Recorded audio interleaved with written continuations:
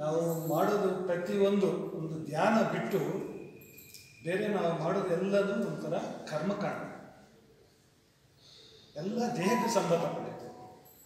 ಸಾರಂತವ್ರು ಪ್ರವಚನ ಕೊಡ್ತಾರೆ, ಪ್ರವಚನ ಕೇಳಿದ್ರೆ ನಮ್ಮ ದೇಹ ಶುದ್ಧಿ ಆಗುತ್ತೆ. ಧ್ಯಾನ ಮಾಡೋದ್ರಿಂದ ನಮ್ಮ ಆತ್ಮ ಶುದ್ಧಿ ಆಗುತ್ತೆ. ಈ ಆತ್ಮಕ್ಕೆ 4 ಸ್ಥಿತಿ ಇರುತ್ತೆ. ಒಂದು, ನಾವು ಜಾಗೃತ ಅವಸ್ಥೆ, ಮೊದಲು ಕಣ್ಣಿನಿಂದ ನೋಡ್ತಾ ಇರೋದು, ನೋಡೋದೆಲ್ಲ ನಶ್ವರ.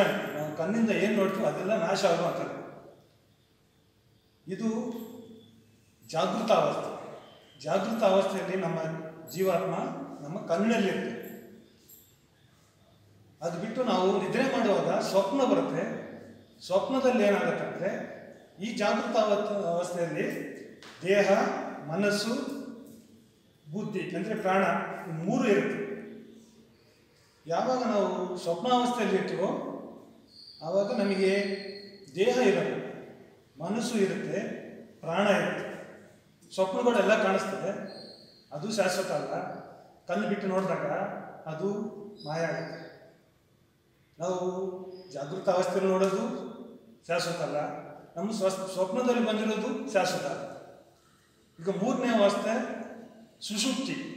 ಸುಷುಪ್ತಿ ಅಂದರೆ ಜೀವ ಇಲ್ಲಿಗೆ ಬರ್ತದೆ, ನಾಭಿಸ್ಥಾನಕ್ಕೆ. ಅಂದರೆ ಜೀವ ಹುಟ್ಟುವಾಗಲೇ ಹಂಗೆ, ತಾಯಿ ಗರ್ಭದಲ್ಲಿ ಹಂಗೆ ಆಗ್ತಾನೆ. ಜೀವ ಇಲ್ಲಿಗೆ ಬರ್ತದೆ, ನಾಭಿಸ್ಥಾನದಲ್ಲಿ ಬರ್ತದೆ. ಇಲ್ಲಿಗೆ ಬಂದಾಗ ನಮ್ಮ ದೇಹನೂ ಇರಲ್ಲ, ಆವಾಗ ಮನಸ್ಸು ಇರಲ್ಲ. ಕೇವಲ ಏನಿರುತ್ತೆ ಅಂದರೆ ಆವಾಗ ನಮ್ಮ ಪ್ರಾಣ ಇರುತ್ತೆ, ಅಂದರೆ ಉಸಿರಾಟ ಮಾತ್ರ ಇರುತ್ತೆ. ನಮ್ಗೆ ಏನು ನಡೀತಾ ಇರೋದು ಗೊತ್ತಾಗಲ್ಲ. ಗಾಢ ನಿದ್ರೆ ಅಂತೀವಿ. ಸುಷುಪ್ತಿ ಅಂದರೆ ಗಾಢ ನಿದ್ರೆ ಇರುತ್ತೆ. ಆ ಸುಷುಪ್ತಿ ಅವಸ್ಥೆಯಲ್ಲಿ ನಮ್ಗೆ ಏನಿರಲ್ಲ. ಇದು ಬಿಟ್ಟು ನಾವು ಧ್ಯಾನದಲ್ಲಿ, ಅಂದರೆ ಇದು 3 ನಮ್ಮ ಜಾಗೃತ ಅವಸ್ಥೆ, ಸ್ವಪ್ನಾವಸ್ಥೆ, ಇದೆಲ್ಲ ನಾವು ನಮಗೆ ಗೊತ್ತಿಲ್ಲದೆ ನಡೀತಾ ಇರುತ್ತೆ. ನಾವು ಧ್ಯಾನದಲ್ಲಿ ಕೂತ್ಕೊಂಡು ನಾವು ಸಮಾಧಿ ಸ್ಥಿತಿಗೆ ಹೋದಾಗ ಇಲ್ಲಿರೋ ಜೀವ ತುರಿಯ ಅವಸ್ಥೆ ಅಂತ ಹೇಳ್ತೀವಿ. ಇಲ್ಲಿಂದ ಇಲ್ಲಿಗೆ ಬರ್ತಾನೆ ಜೀವ ಅದು ಸ್ವಸ್ಥ. ನಾವು ಎಲ್ಲಿಂದ ಬಂದಿರ್ತೀವೋ ಅಲ್ಲಿಗೆ ಹೋಗ್ತಾನೆ. ಇಲ್ಲಿಂದ ತುರಿಯ ಅವಸ್ಥೆಗೆ ಬಂದಾಗ ಏನಾಗುತ್ತೆ ಅಂದರೆ, ನನಗೆ ಆವಾಗ ಮನಸ್ಸು ಇರಲ್ಲ, ಬುದ್ಧಿ ಇರಲ್ಲ, ಏನಿರಲ್ಲ, ಎಲ್ಲ ಶೂನ್ಯವಾಗಿ ಅಲ್ಲಿ ಒಂಥರ ಸಚ್ಚಿದಾನಂದ ಸ್ವರೂಪವಾದಂಥ ಒಂದು ಜ್ಯೋತಿ ದರ್ಶನವಾಗುತ್ತೆ. ಸತ್ ಅಂದರೆ ಶಾಶ್ವತವಾದದ್ದು, ಚಿತ್ ಅಂದರೆ ಪ್ರಕಾಶ. ಪ್ರಕಾಶ ಅಂದರೆ ನಮಗೆ ಇಲ್ಲಿ ಬರೋ ಜ್ಯೋತಿ ಥರ ಅಲ್ಲ, ಅದೊಂಥರ ಕರೆಂಟ್ ಥರ. ಹೇಳೋಕ್ಕೆ ಮನಸ್ಸು ಬರ, ಅದು ವ್ಯಕ್ತ ಮಾಡೋಕ್ಕಾಗಲ್ಲ. ವ್ಯಕ್ತ ಮಾಡೋಕ್ಕಾಗದೇ ಇರೋಂಥ ಸ್ಥಿತಿಯಲ್ಲಿ ಇಲ್ಲಿ ಬಂದಿದ್ದಾಗ ನಮಗೆ ಇದಾಗತ್ತೆ, ಬ್ರಹ್ಮಾನಂದ ಆಗುತ್ತೆ. ಅಲ್ಲಿಂದ ನಾವು ಆ ಸ್ಥಿತಿಗೆ ಹೋದಾಗ ಧ್ಯಾನದಲ್ಲಿ ನಾವು ಕಣ್ಣು ಬಿಟ್ಟು ತೆಗಿಬೇಕನ್ನೋ ಮನಸ್ಸು ಇರಲ್ಲ, ಏನಿರಲ್ಲ. ಅದು ಯಾವುದೋ ಒಂಥರ ಇದಾಗತ್ತೆ. ಆ ಟೈಮಲ್ಲಿ ಏನಾಗುತ್ತೆ ಅಂದರೆ, ನಾವು ಹೊರಗಿನಿಂದ ತಗೊಳ್ಳೋ ಉಸಿರು ಒಳಗಡೆ ಹೋಗಲ್ಲ, ಒಳಗಡೆ ಇರೋ ಪ್ರಾಣ ಹೊರಗಡೆನೂ ಬರಲ್ಲ.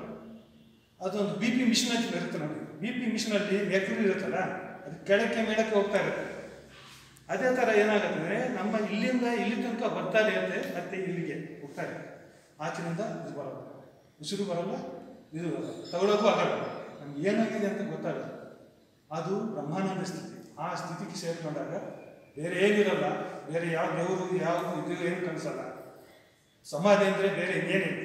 ನಾವು ಉಸಿರು ತಗೋಬೇಕಾದ್ರೆ ಸ್ಟಾರ್ಟಿಂಗಲ್ಲಿ ನಾವು ಉಸಿರು ತಗೊಳ್ಳೋದು ಇಲ್ಲಿಂದ ಗೊತ್ತಾಗ್ತದೆ, ಇಲ್ಲಿಂದ ಹೋಗೋದು. ಉಸಿರು ತಗೊಳ್ಳೋದು ತುಂಬ ದೀರ್ಘವಾಗಿರುತ್ತೆ. ನಾವು ಧ್ಯಾನ ಮಾಡ್ತಾ ಏನಾಗುತ್ತೆ ಅಂದರೆ, ಮೊದಲು ಒಂದು 2 ಇಂಚ್ ಕಮ್ಮಿ ಆಗುತ್ತೆ, 12 ಇಂಚು ಕೆಳಗೆ ತಗೋತೀವಿ, ಒಳಗಡೆ 8 ಇಂಚ್ ಒಳಗಡೆ ತಗೋತೀವಿ. ಒಳಗಡೆ ತಗೊಳ್ಳೋ ಉಸಿರನ್ನ ಪೂರಕ ಅಂತ ಹೇಳ್ತೀವಿ, ಹೊರಗಡೆ ಬಿಡುವಂಥ ಉಸಿರನ್ನ ರೇಚಕ ಅಂತ ಹೇಳ್ತೀವಿ. ಈ ಪೂರಕ ರೇಚಕ ನಡುವೆ ಒಂಥರ ಇದಾಗತ್ತೆ, ಫ್ರ್ಯಾಕ್ಷನ್ ಆಫ್ ಸೆಕೆಂಡ್ಸ್ ನಮಗೆ ಅಲ್ಲಿ ನಿಂತ್ಕೊಂಡು ಬರುತ್ತೆ ಉಸಿರು. ಇನ್ನೊಂದು ಕುಂಭಕ ಅಂದರೆ, ನಾವು ತಗೊಳ್ಳೋ ಉಸಿರು ಒಳಗಡೆ ತಗೊಂಡು ಹಿಂಗೆ ಹಿಡಿದಿಟ್ಕೊಳ್ತೀವಿ, ಅದು ಒಳಗೆ ತಗೊಂಡು ಅಂತ ಕುಂಭಕ ಅಂತ ಹೇಳ್ತೀವಿ.